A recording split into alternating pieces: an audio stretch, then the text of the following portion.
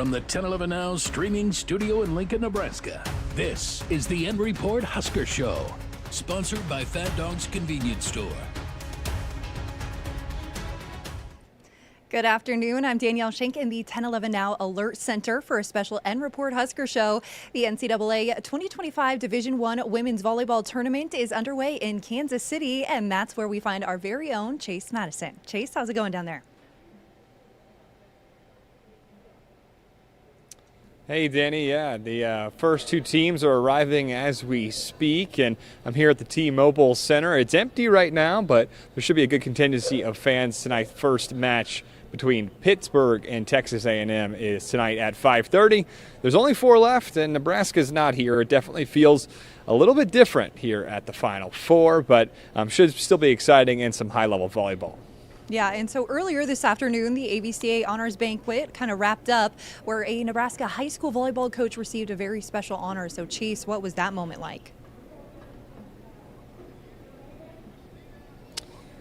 Yeah, Christina Bosiger, the head coach of Norris Volleyball, received the AVCA National High School Coach of the Year, a very prestigious honor because she's competing with high schools across the country and not just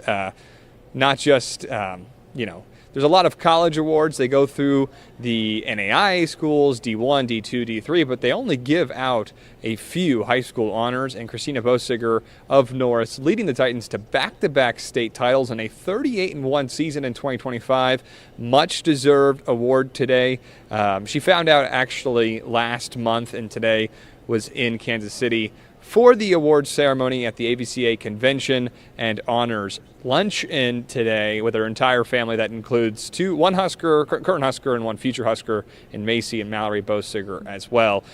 Just an exciting day for the Bosiger family and really an honor for Norris Volleyball as a program as a whole. Yeah, did she get emotional at all, or what was kind of the result from receiving this award and speaking up there? I think she's really proud for the community of Norris is kind of what she told me or emphasized to my message, and I think she's just really enjoyed coaching the Titan players. And they lost 8 seniors in 2024 and still were able to win back-to-back Class B state titles, and so really a resilient group and an incredible season. And I don't think there's not as much of a shock factor or those instant emotions, just because the way that this award ceremony is kind of set up is a lot of these coaches find out ahead of time, and this is just a chance for them to say a few words and get recognized. So she wasn't, bawling, but definitely really happy and proud for the entire Norris community. Awesome. And so now earlier this week, the 2025 AVCA National Player of the Year finalists were announced. I understand at the banquet they announced coach, which was the Texas A&M coach, and then assistant coach was the Purdue coach. The Player of the Year finalists announced Olivia Babcock of Pitt, Mimi Collier of Wisconsin, Eva Hudson of Kentucky, and of course Nebraska's own Bergen Riley. When can we kind of expect to find out who takes home that award? The Wisconsin Badgers versus the Kentucky Wildcats. Yeah, sorry if it's a little loud in here. They're going through some of the pre-match scenes here at the T-Mobile Center.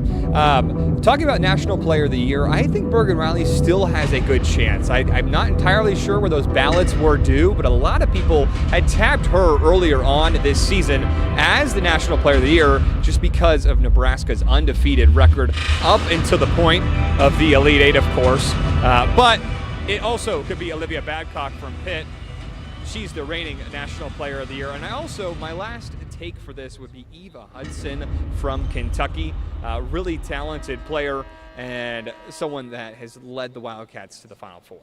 Mm-hmm. And do you know when those awards are supposed to be announced, when that award is announced? We will find that out tomorrow morning. Is another kind of banquet and honor show, or I don't know if it's a luncheon or just an award ceremony. That's tomorrow at the AVCA convention, and that is when they will announce the National Player of the Year.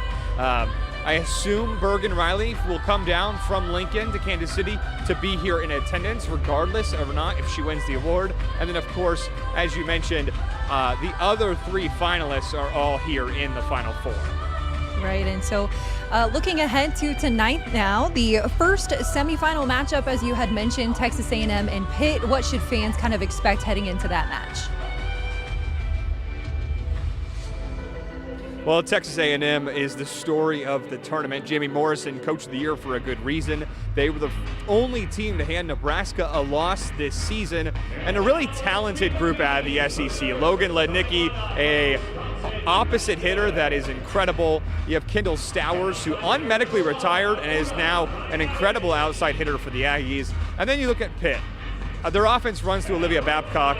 Teams know what they're going to do, yet they still have a tough time to stop it. So I think the first matchup between A&M and Pitt is going to be a high-level volleyball matchup, just because you have 2 teams that attack the game. A&M's block is one of the best in the country, and Coach Jamie Morrison plays to the other team's weaknesses, and that's what he did against Nebraska. So I think the first match is set up to be a 4 or 5 setter, really incredible match.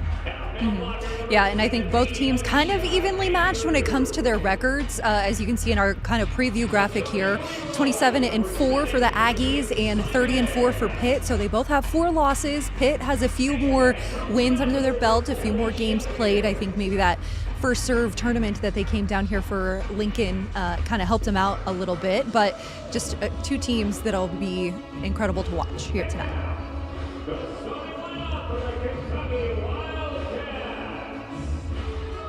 Yeah, I think, to be honest with you, I think Pitt and A&M might be a more competitive match than Wisconsin and Kentucky. However, Wisconsin is playing their best volleyball at the most important part of the season. Do we want to talk more about that match, or do you have any other thoughts about A&M Pitt? Just that the Aggies and Panthers get underway at 5:30 Central Time. Then about 30 minutes after that match is when Wisconsin and Kentucky face off. How do you see that one kind of shaping up? Well, 2 things. I think Craig Skinner, incredible coach, used to be an assistant at Nebraska. He's been in that moment before. Kelly Sheffield and Wisconsin also have been in this position as well, but Kentucky has a little bit more experience on that front. In my opinion, the match could go one of 2 ways. If it's a long and close match, I think it goes the way of Wisconsin. They have been playing incredible against teams in the tournament. If Kentucky gets out to an early advantage, I think Eva Hudson might be too much to stop, and the Wildcats would advance to the national championship match.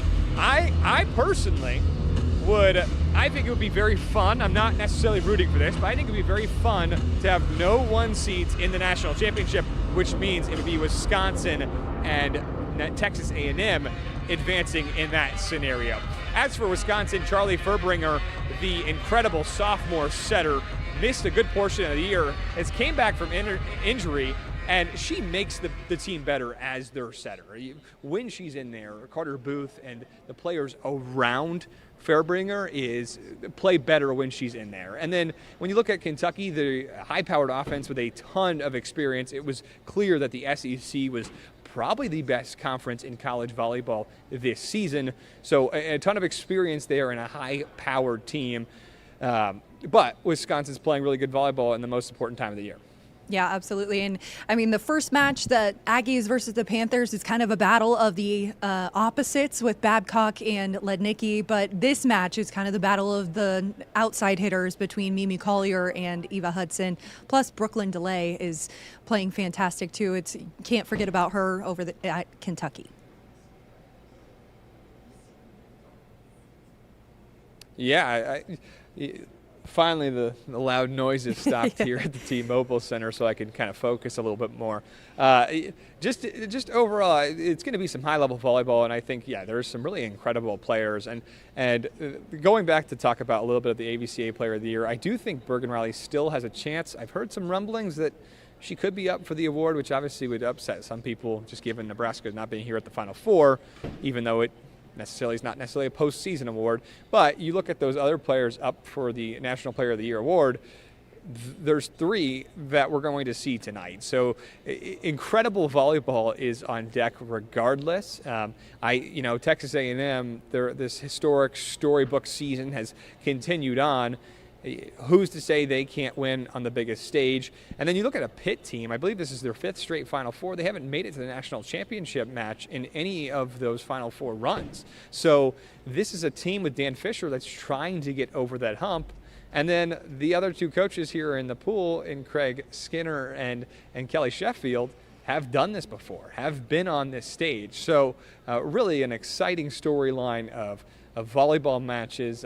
It's obviously disappointing to Husker fans that they're not here, but at the same time, it's just if there is a Nebraska fan in the building tonight, I think they're going to see some good volleyball. Yeah, absolutely. And so when it comes to that National Player of the Year list, just incredible players there. But when Texas A&M, kind of similar to Penn State of last year, where they they were playing for their coach. They had this good momentum. That's kind of what I'm seeing from the Aggies here this year.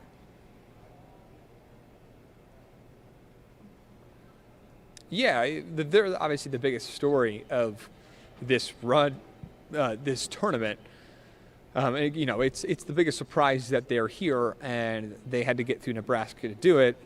Similarly, last season, the only team to beat Nebraska in the tournament was Penn State. They go on to win it all. So that could be set up for A&M as well this year. Yeah, and kind of looking at that matchup between Wisconsin and Kentucky again, Badgers 28-4 on the year, while the Wildcats are 29-2. So both have experienced some losses, but Kentucky's been on quite the streak here lately. Yeah, Kentucky is a talented team, and I think their tournament run just maybe wasn't as difficult at times. The best team they played in that tournament run was Creighton, and they looked commanding against Creighton in the Elite Eight, sweeping the Blue Jays, really, and it just completely shutting down Ava Martin and some of the best Creighton players we've seen this season. So to make a statement win like that over Creighton, to make it here, it says a lot about the Wildcat team, and it's a different roster with some new faces, but this is a Kentucky program that won a national championship in 2021. Let's not forget that. Mm-hmm. Alrighty, so all semifinal matches will air on ESPN tonight. Now, Chase, as we kind of mentioned, Nebraska fans obviously disappointed by Sunday's outcome, but plenty probably still made the trip to Kansas City. It's just right in the backyard. They bought the tickets. Have you heard from any Husker fans while you've been down there? Yeah, I've actually seen some at the hotel today. I will say that the practice day yesterday the crowds were rather sparse, probably just because Nebraska wasn't here and how much of a brand they carry. But actually, after we log off this live stream, I'm going to try and go track down some Husker fans. I believe there still is a contingency at some of the bars nearby. Experiencing the Final Four without their team here. But definitely some that made the plans and just said, well, we're going to go anyways, even though Nebraska's not here. Yeah, you'll have to let us know who they're rooting for since they're down there. But there's also several Nebraska natives that are still competing in this tournament. So who should fans be keeping an eye on? Yeah, well, it's not as many as last year. Last year there was 8 volleyball players from the 402 in the NCAA championships, or Final Four, you should say. This year, there's 2. It's Natalie Wardlow, a Lincoln Southeast alum and true freshman on the Wisconsin Badgers. She serves as a serving sub and is also a reserve middle blocker for them. So look out for her. She's had a little bit of a surprising freshman season, a year that she thought she might redshirt. She's actually getting some playing time. And she's a Lincoln native and a Lincoln Southeast product. The other young lady, or athlete, I should say, is Mallory Meyer. She might start at libero. They've switched out different liberos this season, but she plays for Pitt in Dan Fisher's squad. She's had a really strong sophomore season. She's originally a Roca native, went to Norris, but then finished her high school career at Lincoln East.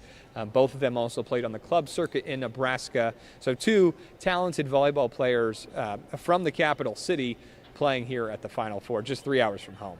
Yeah, so a couple teams to look out for and to spot them while they're playing, maybe serving here and there or on the bench. But Chase will have much more from Kansas City, including fan reaction and coverage of Nebraska natives still in the hunt tonight on 1011 Now and online at 1011now.com and on our app. So, Chase, any final thoughts before I let you go?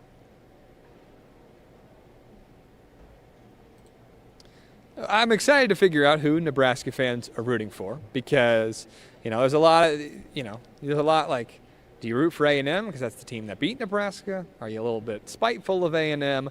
Do you root for Wisconsin because it's the only other Big Ten team? Do you get latched on to Natalie Wardlow or Mallory Meyer and back one of those teams? So that's the one thing I'm kind of interested in. And then I'm also excited to see some high-level volleyball tonight. I think we're going to really get some good matches. And if the fans are watching on TV, they're going to be in for a treat of some good volleyball. Yeah, so that first match at 5:30 between Texas A&M and Pittsburgh. Then 30 minutes after that match, it'll be Wisconsin and Kentucky. So for continuing coverage of the NCAA volleyball tournament, you can stay with 1011 Now. Follow us on social media, visit our website, and of course, download our app on Roku for more exclusive content. From our newsroom to wherever you are, we'll see you on the next stream. You've been listening to the End Report Husker Show, sponsored by Fat Dog's Convenience Store. Watch, listen, and stream on the 1011 Now app, on YouTube, or wherever you get your podcasts. For more Husker coverage throughout the week, watch the End Report on 1011 Sports at 6 and 10 p.m. and download the 1011 Now app.